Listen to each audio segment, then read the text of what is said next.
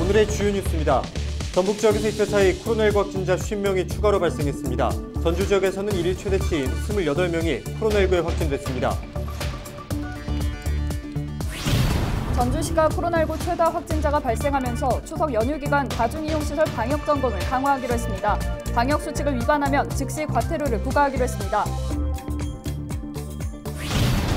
추석 당일 전북 지역 고속도로를 이용하는 차량이 36만여 대 달할 것으로 예측됐습니다.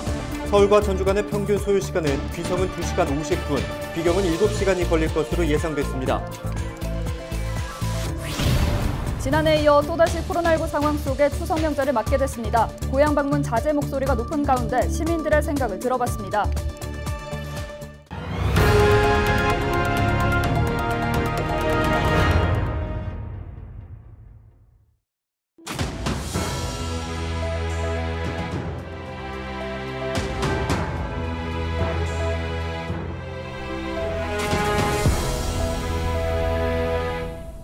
여러분 안녕하십니까? 헬로TV 전북 뉴스입니다.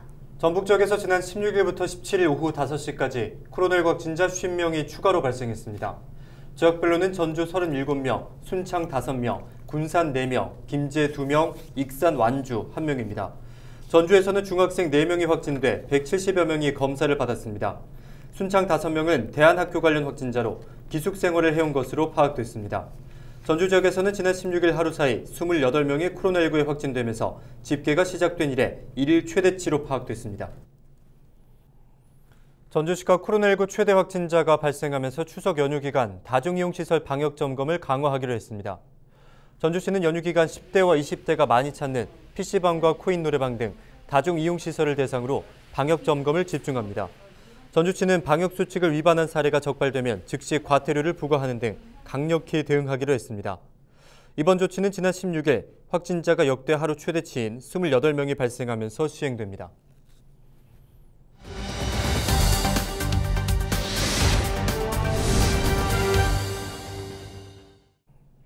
지난해 이어 또다시 코로나19 상황 속에 추석 명절을 맞게 됐습니다.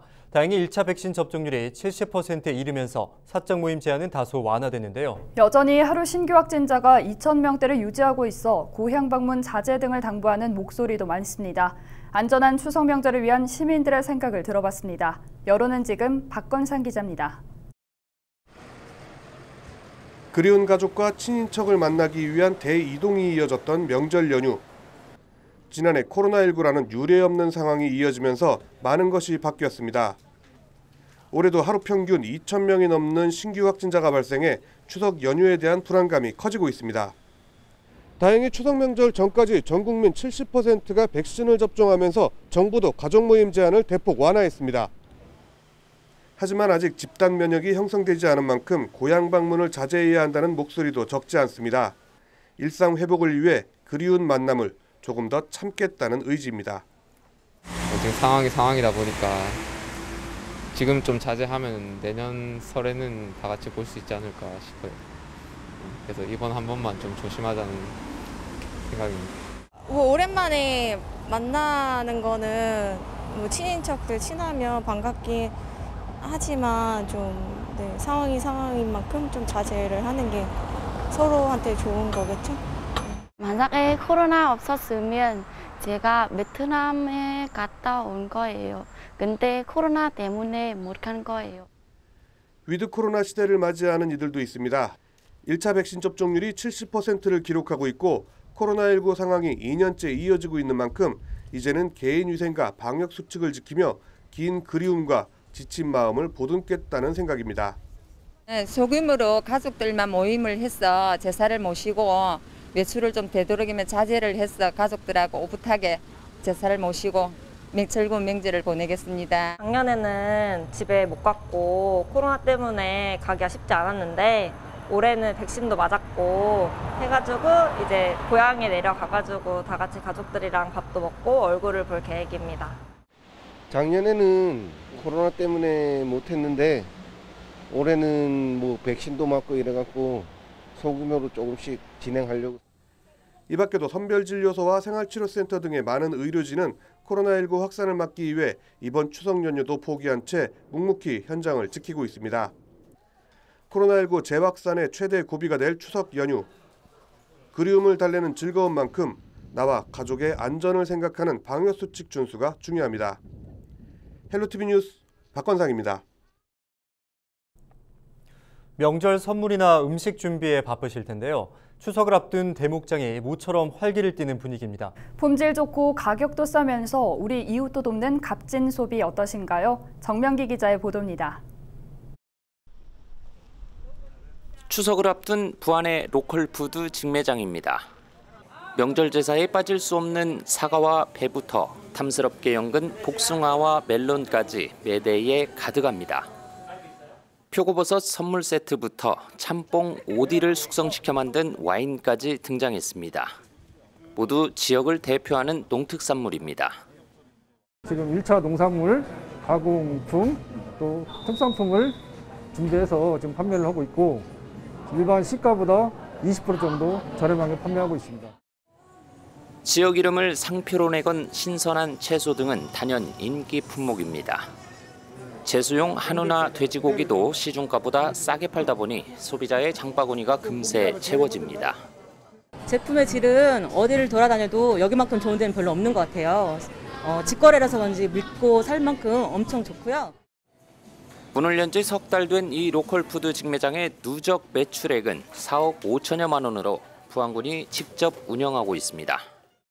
신선하고 안전한 농수축산물을 저렴하게 구입할 수 있는 곳입니다. 전통시장에서 수산물을 사면 구매 금액의 일부를 온누리 상품권으로 되돌려주는 곳도 있습니다. 17,000원어치를 사면 5,000원을 되돌려주는데 68,000원어치 이상부터는 2만 원을 제공합니다. 단 한 명당 한 번만 반환할 수 있습니다. 코로나19 장기화로 어려움을 겪고 있는 수산업계 지원은 물론 위축된 소비심리 회복에도 도움을 줌으로써 전통시장의 활기를 불어넣을 것으로. 누이 좋고 매부 좋은 명절 대목장은 추석 전날까지 계속될 전망입니다. 헬로티비 뉴스 정명규입니다. 추석 당일 전북 지역 고속도로를 이용하는 차량이 36만여 대에 달할 것으로 예측됐습니다. 한국도로공사 전북본부는 17일부터 오는 22일까지 연휴 기간 고속도로를 이용하는 차량이 하루 평균 약 30만 대로 예상된다고 밝혔습니다.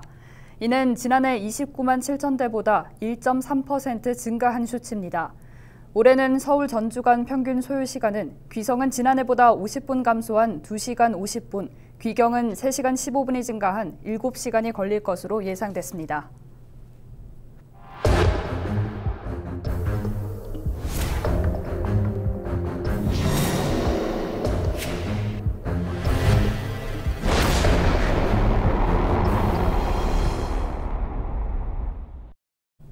전북 지역의 안전사건 사고 소식을 들어보는 시간입니다. 전북 소방본부 119 안전브리핑 조유진 홍보담당이 전합니다. 안녕하세요. 전북 소방 119 안전브리핑 조유진입니다. 최근 발생한 우리도 사건 사고 소식입니다. 최근 완주군에 위치한 화훼 농장에서 원인이 밝혀지지 않은 불이 났습니다. 다행히 화재 경보기가 울려 일가족 4명이 잠에서 깨 대피했는데요. 하지만 불을 끄려던 아버지는 팔과 발 등에 화상을 입고 병원으로 옮겨졌습니다. 불은 창고 등 건물 3개 동을 모두 태우고 2시간 반 만에 진화됐습니다.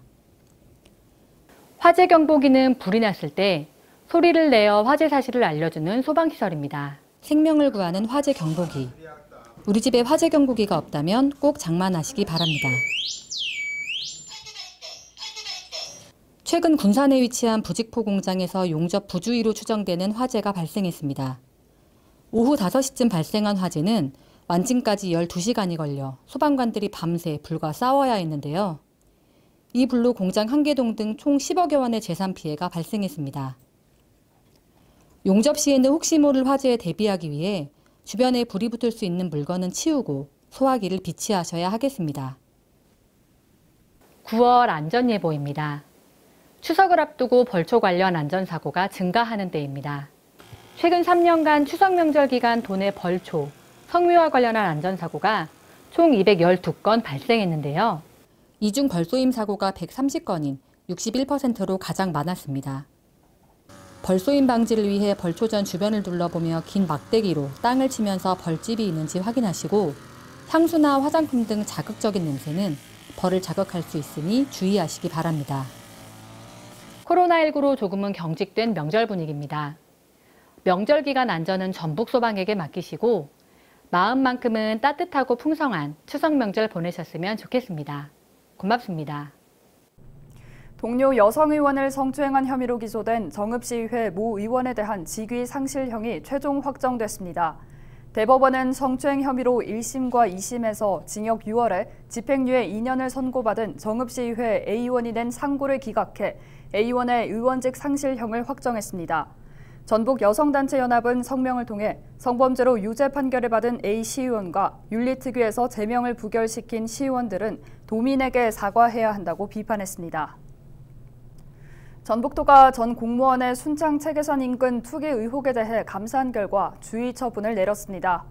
전북도는 전직 순창 부군수인 A씨 부부가 영농 체험시설을 525만 제곱미터 운영해 시설 기준 2,000제곱미터에 충족하지 않는데도 순창군이 현지 점검을 제대로 하지 않았다고 밝혔습니다.